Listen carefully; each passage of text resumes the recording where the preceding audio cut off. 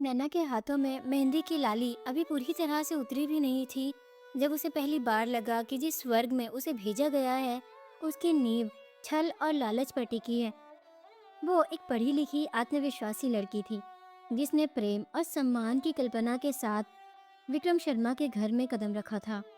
उसकी शादी एक भव्य समारोह में हुई थी जहां उसके पिता ने अपनी सामर्थ्य से बढ़कर दहेज दिया था क्योंकि वो चाहते थे कि उनकी बेटी का नया जीवन खुशल हो। शुरुआत के दिन स्वप्निल थे। विक्रम एक आकर्षक और सॉफ्ट स्पोकन युवा अपनी बातों से नैना को मोह लेता। सास कुसुम शर्मा शुरू में थोड़ी संजीदा थी लेकिन नैना ने सोचा कि समय के साथ सब ठीक हो जाएगा। वो छोटे बड़े हर काम में उनका हाथ बटाती, हर संभव तरीके से खुशी लाने की कोशिश करती। पहला संकेत शादी के 10वें दिन मिला। नैना और विक्रम रात को बेडरूम में बैठे थे। विक्रम, जिसने अब तक केवल प्यार भरी बातें की थी, अचानक उदासीन हो गया। नैना, पिताजी ने एक नया प्रोजेक्ट शुरू किया है, उसने बिना नैना की आंखों में देखे कहा। ये तो बहुत अच्छी बात है, नैना ने उत्साह से कहा। हाँ, लेकिन उसमें पूंजी की बहुत ज़रूरत है। उन्होंने सोचा था कि तुम्हारे पिताजी से थोड़ी और मदद मिल जाएगी। मतलब एक एसयूवी का वादा हुआ था, याद है? नैना ठिठक गई। उसके पिता ने कार के बदले नकद राशि दी थी जो दोनों पक्षों की सहमति से तय हुई थी। विक्रम, पापा ने जो कुछ भी दिया वो अपनी खुशी से दिया। आपने और माँ ने ही कहा था कि उन्हें इतनी तकलीफ उठाने की जरूरत नहीं है। विक्रम झल्ला उठा। उसके चेहरे पर पहली बार नैना ने एक कठोर भाव देखा। जरूरत नहीं है? नैना, देखो, हम एक बड़े परिवार से हैं। समाज में एक स्टेटस होता है। अगर तुम सच में इस घर को अपना मानती हो तो तुम्हें समझना चाहिए कि ये सब तकलीफ नहीं, कर्तव्य है। उस रात नैना की नींद उड़ गई। ये सिर्फ एक कार की बात नहीं थी, ये एक दबाव था, एक ऐसी मांग जिसकी कोई सीमा नहीं थी। अगले दिन से घर का माहौल पूरी तरह बदल गया। सास कुसुम शर्मा का व्यवहार अचानक कठोर हो गया। उनकी मीठी बातें तीखी तानाशाही में बदल गई। सुबह का नाश्ता अब नैना के हाथ का बना होता, लेकिन उन्हें उसमें हर नुक्स दिखता। ये क्या बनाया है बहू? ऐसा खाना खिलाएगी मेरे बेटे को? तुम्हारे मायके में तो लगता है ढंग से खाना बनाना भी नहीं सिखाया गया। कुसुम जी जोर से टोकती थी। शाम को जब नैना अपनी पसंदीदा साड़ी पहनती तो ताना कसती। ससुराल में आकर भी इतना श्रृंगार, घर में काम करने वाली बहू चाहिए थी या कोई मॉडल? और ये सस्ती सी साड़ी, जरा अपनी देवरानी को देखना, हर रोज नए डिजाइनर सूट में होती है। हमारे बेटे के लिए तो कुछ बेहतर ला सकती थी तुम। एक शाम नैना ने हिम्मत करके कुसुम जी से बात करने की कोशिश की। वो उनके पास बैठकर बोली, माँ जी, क्या हुआ है? आप नाराज हैं क्या? कुसुम शर्मा ने तिरस्कार से नैना को देखा। नाराजगी नहीं बहू, मुझे तो सिर्फ चिंता है तुम्हारे भविष्य की।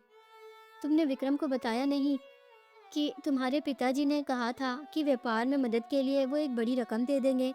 तुम क्यों छिपा रही हो? नैना हक्की बक्की रह गई। माँ जी, मेरे पापा ने ऐसा कोई वादा नहीं किया था। ओह, तो अब तुम मुझे झूठा कहोगी?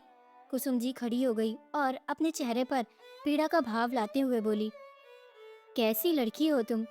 इस घर में आई हो और आते ही मेरी बातों पर संदेह कर रही हो। तुम्हारे आने से पहले घर में कितनी शांति थी। और विक्रम, वो तो बेचारा दिन रात उसी काम के लिए परेशान है, पर तुम हो कि सिर्फ अपने श्रृंगार और आराम की चिंता है। कमरे में सन्नाटा छा गया। नैना को लगा जैसे किसी ने उसका गला घोट दिया हो। ये झूठ था, सफेद झूठ। विक्रम और उसकी माँ ने मिलकर उसके पिताजी द्वारा दिए गए दहेज को नाकाफी बताकर अब एक नई मनगढ़ंत मांग पेश कर दी थी। जब नैना ने रात को विक्रम से फिर इस बारे में पूछा तो उसने बेरुखी से करवट बदल ली। माँ सही कह रही है नैना, तुम इस छोटी सी बात को इतना बड़ा क्यों बना रही हो? बात खुशी की है। अगर तुम अपने पापा से कहोगी तो वो मना नहीं करेंगे, वरना वरना तुम इस घर में सिर्फ एक बोझ बनकर रह जाओगी। उसके लहजे में धमकी थी।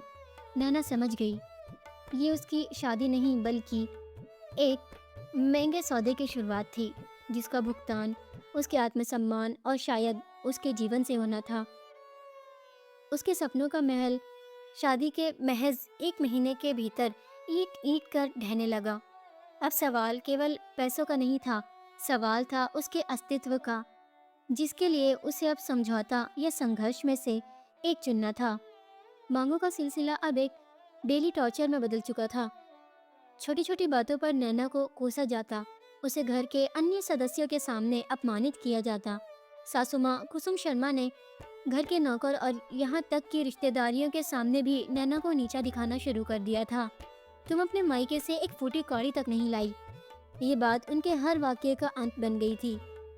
विक्रम, जो कभी उसका प्रेमी था, अब सबसे बड़ा दर्शक बन चुका था।